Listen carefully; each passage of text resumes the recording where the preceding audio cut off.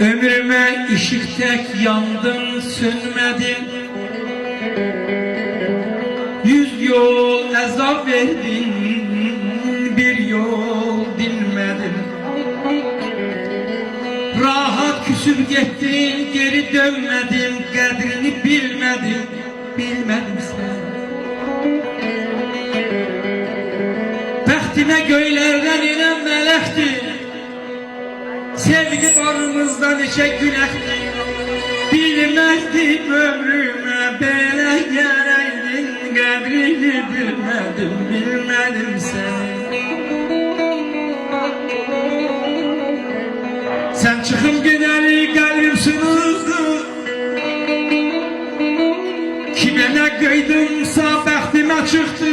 Mən səni, sən məni sevən o vaxtı qədrini bilmədim, bilmədim sənin. Təhnalıq qapımı döyəndə bildim, ayrılıq qəddimi əyəndə bildim. Başım daşdan daşa dəyəndə bildim, qədrini bilmədim, bilmədim sənin.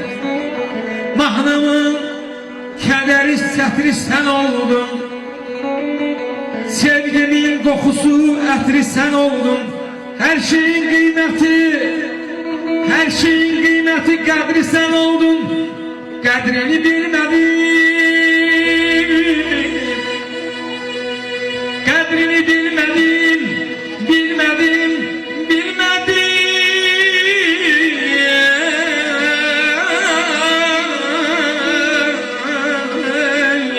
Kadrini bilmedim, bilmedim senin.